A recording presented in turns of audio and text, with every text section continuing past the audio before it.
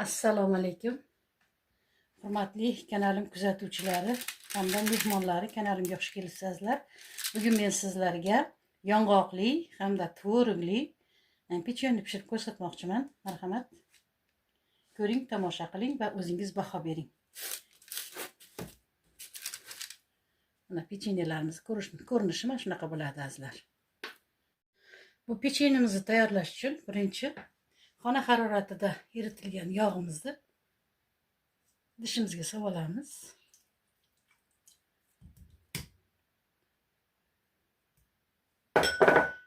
Shakarni ham solamiz.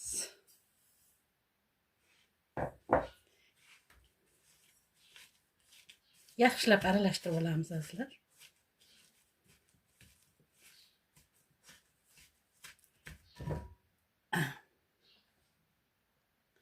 Ikki dona tuxumni ham chaqib solib olamiz.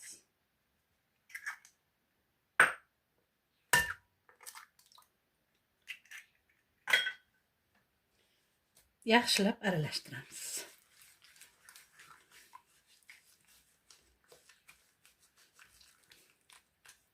Suyuqroq massa holiga kelganda unimizni solamiz.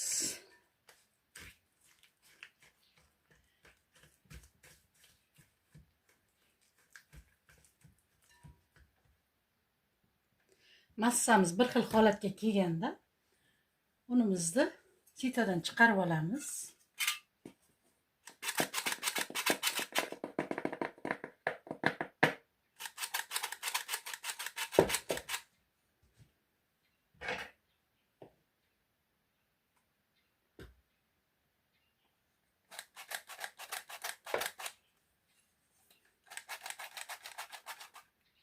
Uni sitodan chiqarib oldim azizlarim. Endi bir chimdim tuz bilan bir choy qoshiq razrixlitin so'ramiz.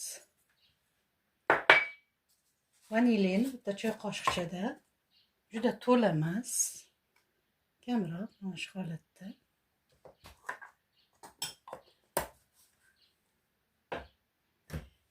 Yaxshilab aralashtirib olamiz.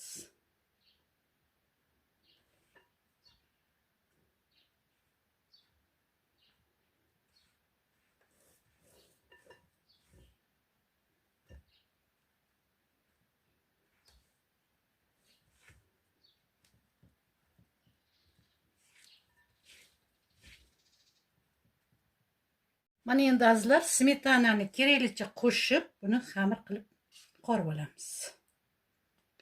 Ozroq qo'shib ko'ramiz.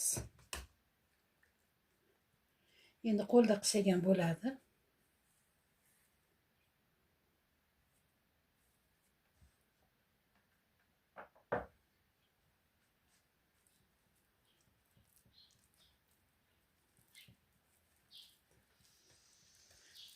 Yumshoqqina qilib xamir qorib olamiz.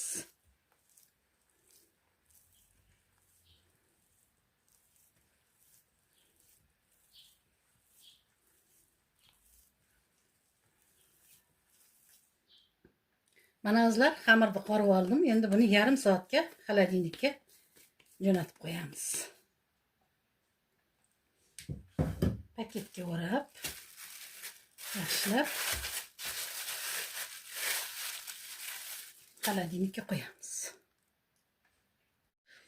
Mana azizlar, xamirimiz ham tayyor bo'ldi. Ochamiz.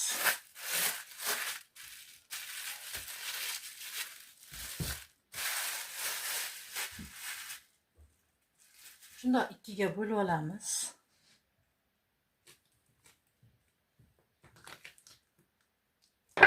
Bittasini zo'la qilamiz.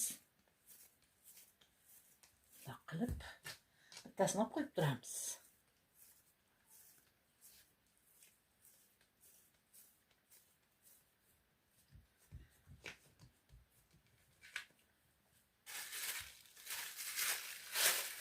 Plyonkaga o'rab, bir chekkaga qo'yib turamiz. Bunisini yoyib olamiz. Ozgina yopishmasligi uchun un sepib yuboramiz.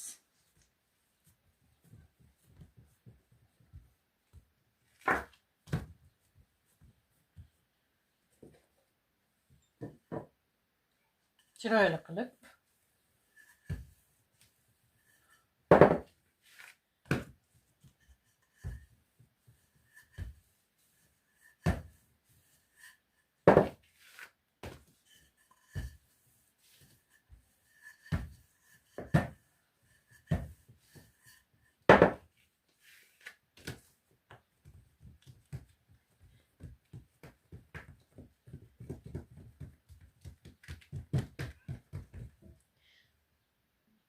mana azlar xamirni mana shunday qilib yoyib oldim. Endi 360 gram yong'og'imizga bir osh qoshig'ida koritsa soldim. Aralashtiramiz yaxshilab. Xamirimizni yuza qismiga sepib chiqamiz. Zuvalamiz 2 ta. Massamizni 2 ga bo'lib olamiz. Yaxshilab aralashtirib. Mana massamiz tayyor bo'ldi azlar. Endi sepib olaman.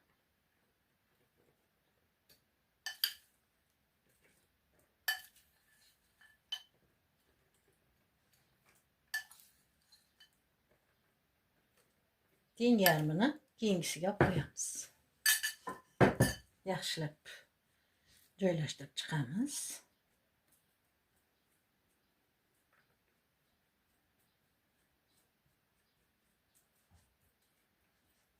Endi xamirimizni o'rab olamiz chiroyli qilib, rulet shaklida. Azlar. Xamirimiz juda ham yumshoq. Ko'rib turganingizdek. Qisib olmaymiz. Ohistalik bilan o'rab qo'yamiz.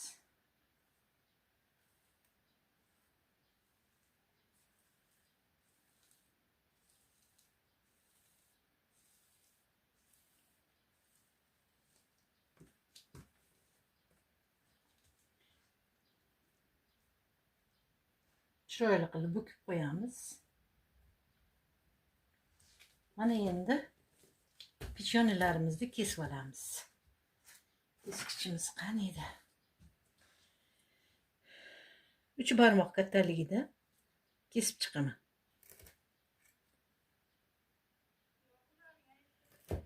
Mana shunday qilib azlar.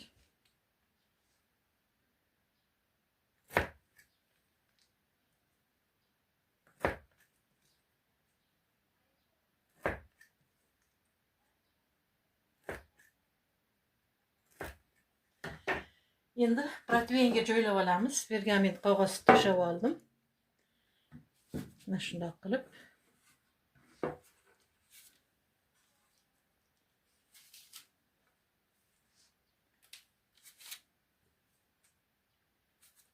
Ana. Endi ikkinchi xamirimizni tayyorlab olamiz azlar. Yong'oqlari to'kilganini keyingisiga qo'shib yuboramiz. İkinci xamirimizni ham xuddi shu boya ko'rsatganimdek qilib olamiz. Ozgina un sepib olaylik. Stoldagi klyonkaga yopishadi baribir. Yoyib olamiz.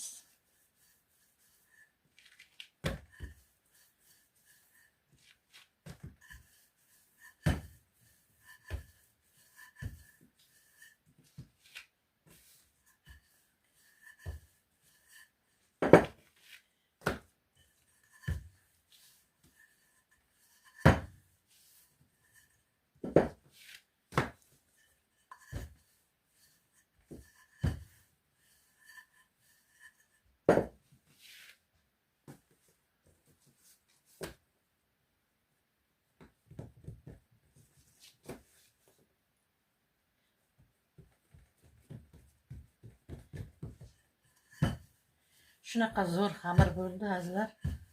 Titilib ketaman deyapti. Kurabeyni xamiriga o'xshagan xamir bo'ldi. Azlar, ikkinchi xamirimizga ozgina tvorog qo'shib yubormoqchiman.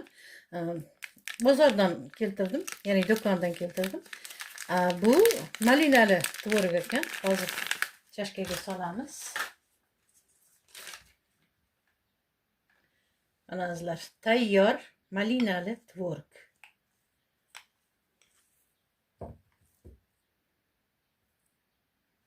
Mana shu xamirimizni bir chekkasiga yoyib chiqaman azizlar.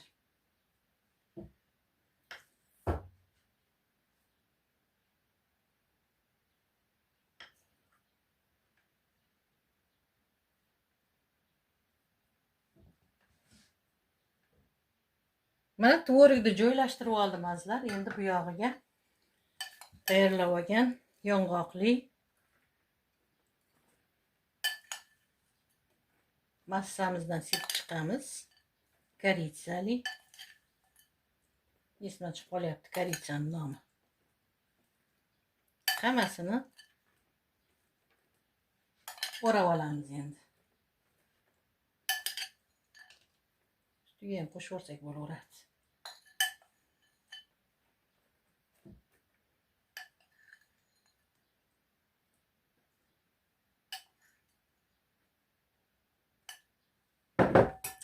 Mana endi chiroyli qilib o'rab olaman, astagina.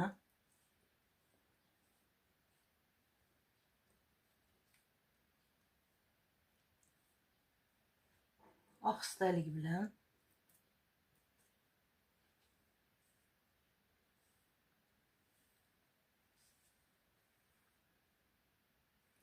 Mana chekkalariga tegmay qopti ozgina.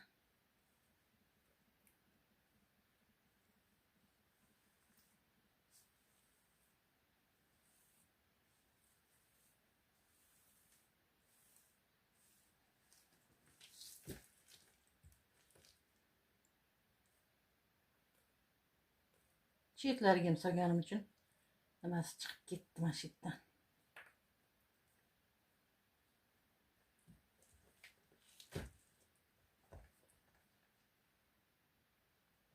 Xamirlar uqalanib ketyapti hozirdan. Kesamiz.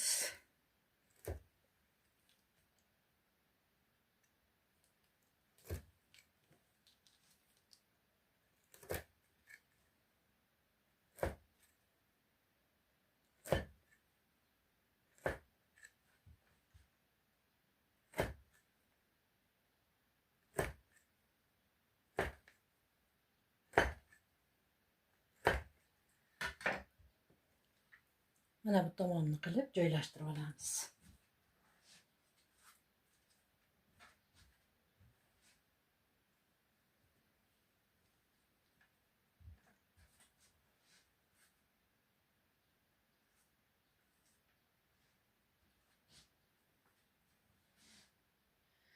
Mana aziz bekajonlar, pechenimizni joylab oldim proteinga. Endi 180 gradusda 25-30 minutga gaz duxovkasiga pishgan qo'yamiz.